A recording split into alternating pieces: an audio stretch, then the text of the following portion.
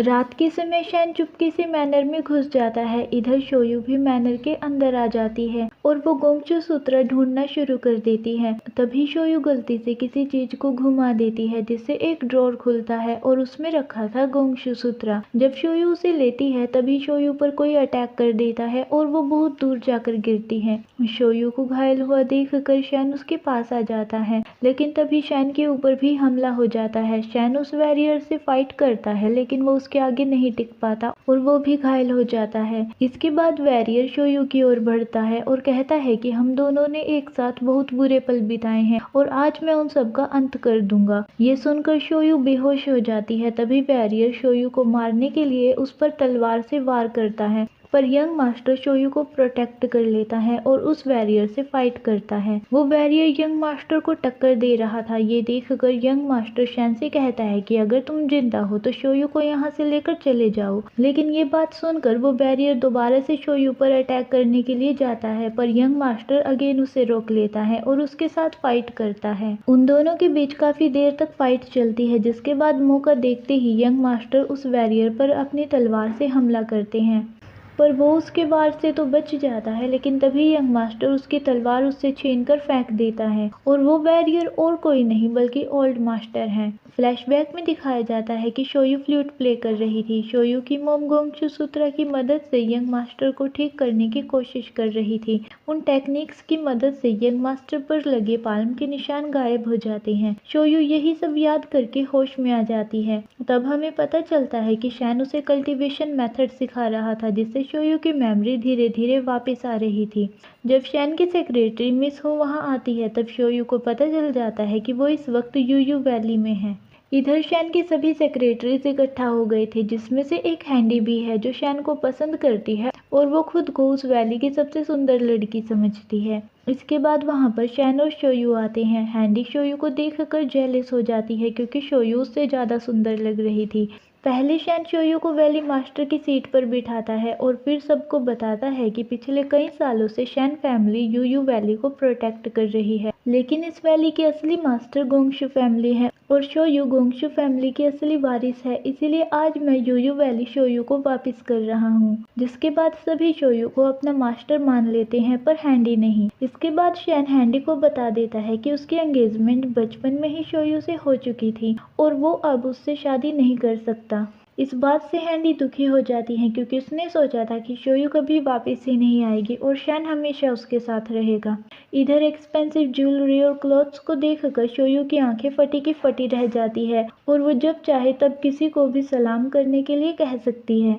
Shoyu को अपनी ये लाइफ काफी ज्यादा अच्छी लग रही है। वहीं दूसरी ओर ओल्ड मास्टर को पता चल जाता है कि यंग मास्टर अपने बॉडीगार्ड्स के साथ मैनर छोड़कर भाग गया है, जिससे ओल्ड मास्टर काफी ज्यादा गुस्सा हो जाते हैं। जब ओल्ड मास्टर को पता लगता है कि वो सब यूयू वैली की ओर जा रहे हैं, तब ओल्ड मास्टर मू जैके को गोंगचू सूत्रा वापस लाने के लिए कहता है और अब मू जैके के पास मास्टर बनने का एक अच्छा मौका आ गया है।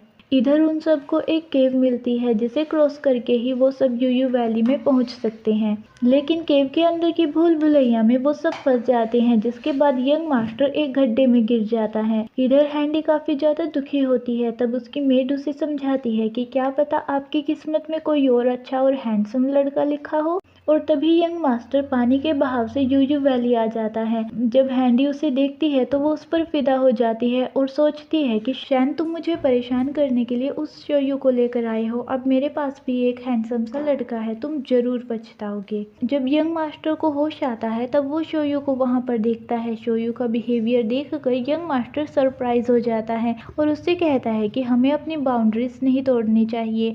जिसके बाद यंग मास्टर समझ जाता है कि ये सिरेन है। एक्चुअली हैंडी के पास एक ऐसी गैस है जिससे सामने वाले को वही दिखता है जिसे वो पसंद करते हैं, या फिर वो शख्स दिखेगा जिसे हैंडी दिखाना चाहती है। यंग मास्टर शोयू को पसंद करता है, इसलिए उसे शोयू दिख रही थी। जब यंग मास्टर उसकी चाल समझ जाता है तब वो उसे चालाकी से बांध देता है। इसके बाद यंग मास्टर वहां से जाने ही लगता है, लेकिन तभी हैंडी की सर्वेंट आकर उसे बेहोश कर देती है।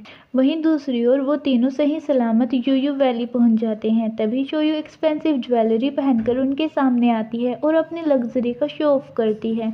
फिर शोयू उन्हें अपनी सारी स्टोरी बताती है कि कैसे वो वैली प्रिंसेस से एक यंग मास्टर की मेड बनी और फिर मेड से वैली मास्टर। शोयू को उस वक्त यंग मास्टर से गुस्सा आ रहा था क्योंकि उसने एक वैली मास्टर को 10 साल तक अपनी मेड बनाकर रखा, पर वो उन्हें कहती है कि वो अब भी उनकी फ्लूट है, उनकी दोस्त है, जिससे वो सब खुश हो जाते हैं। जिसके बाद वो तीनों चिनियन मैनर को छोड़कर यूयू वैली ज्वाइन कर लेते हैं और शोयू उन्हें बड़ी पोजीशन भी दे देती है।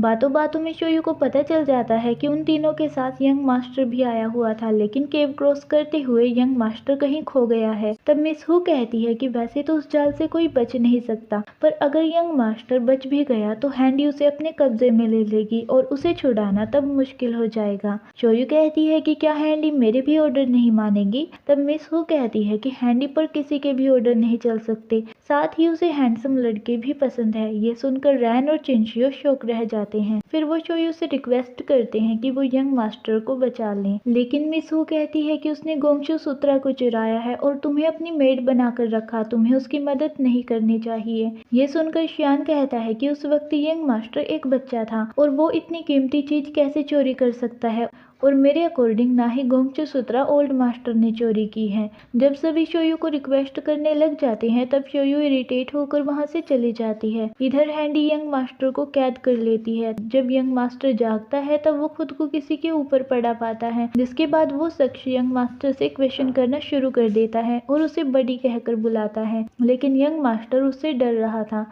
इस पर्सन का नाम है रूथलेस। फिर रूथलेस यंग मास्टर को बताता है कि मैं भी तुम्हारी तरह ही हैंडसम हूँ। मेरे हैंडसम फेस पर फिदा होकर हैंडी ने मुझे भी यहाँ पर कैद किया था क्योंकि मैं उसके कंट्रोल में नहीं आया। फिर रूथलेस अपनी शेव करके यंग मास्टर को अपना हैंडसम सा फेस दिखाता है, जिसे देखकर यंग मास्टर को रोना आ जाता है। थोड़ी देर बाद हैंडी यंग मास्टर को लेने आ जाती है, लेकिन वो यंग मास्टर को दाढ़ी और मूछ में देखकर शौक रह जाती है और यंग मास्टर को बेहोश देखकर वो अपने सर्वेंट को उसकी निगरानी करने के लिए छोड़ देती है। लेकिन रूथलेस हैंडी की सर्वेंट को डरा देता है और उसे कहता है कि मिस, मैंने पहले भी आपको इसी लाठी के साथ देखा है। इधर शोयू ने यंग मास्टर को बचाने का डिसीजन ले लिया था। तब मिस हू से बताती है कि हैंडी किसी से नहीं डरती सिवाय उस शख्स के जिसने उससे ज्यादा अच्छे क्लोथ्स डाले हो और जो फैशनेबल हो। हैंडी को हराने के लिए शोयू को गर्मी वाले दिन मिंक पहनना पड़ता है और वो मन ही मन हैंडी को बेवकूफ़ कहती है क्योंकि उसका मिंक काफ़ी ज़्यादा लॉन्ग था। भला इतनी गर्मी में कौन इसे डालता है सिवाय हैंडी के। इसके बाद मिस हू से शोयू के मिंक की कीमत सुनकर हैंडी को चक्कर आ जाते हैं। फिर वो दोनों अपनी पावर का शो ऑफ करती है। शियान और चिंशियो को देखकर हैंडी उन पर भी फिदा हो जाती है, जिसके बाद हैंडी को रियलाइज होता है कि वो शोयू के सामने कमजोर हो रही है। वो शोयू से हारना नहीं चाहती थी, इसलिए वो अपनी वर्कशॉप वापस जाने लगती है, लेकिन तभी शोयू उसे रिक्वेस्ट करती है कि वो उसकी वर्कशॉप देखना चाहती है। शोयू अपने सर्वेंट्स के साथ हैंडी की वर्कशॉप देखने चली जाती है और इधर चिंशियो और शियान यंग मास्टर को ढूंढने के लिए निकल पड़ते हैं। शोयू हैंडी की तारीफ करते हुए उसे अपने साथ धूप में खड़ा करके रखती है और उसके वर्कशॉप का काम देखती है, पर गर्मी में दोनों की ही हालत खराब हो गई थी, पर दोनों ही एक दूसरे से हारना नहीं चाहती थी। इसके बाद बातों बातों में शोयू अपना मिंक उतार कर फेंक देती है और कहती है कि हैंडी, फैशन के मामले में मैं काफ़ी ज़्यादा कमज़ोर हूँ, मैं तुमसे जीत नहीं सकती, पर सच में तुम तो कमाल की हो। शोयू खुद का तो मिंक उतार देती है, लेकिन वो हैंडी को अपना मिंक उतारने नहीं देती, जिसके बाद हैंडी बेहोश हो जाती है। वहीं दूसरी ओर रूथलेस ने हैंडी के सर्वेंट को बेहोश कर दिया था, जिसके बाद यंग मास्टर फ्री हो जाता है। इधर यंग मास्टर को ढूंढते हुए उन दोनों को एक सीक्रेट रास्ता मिलता है जो उस जगह खुलता है जहाँ पर हैंडी ने यंग मास्टर को कैद किया था, लेकिन सर्वेंट को बेहोश हुआ देखकर वो समझ जाते हैं कि यंग मास्टर वहाँ से निकल चुका है। इधर यंग मास्टर जब शोयू को देखता है तो वो उसे सिरेन समझ लेता है और उसे स्टैचू बना देता है। यंग मास्टर सिरेन से अपना बदला लेते हुए शोयू का हुलिया बिगाड़ देता है और शोयू को उसी हालत में छोड़कर वहाँ से चला जाता है, जिससे शोयू को काफी ज्यादा गुस्सा आता है।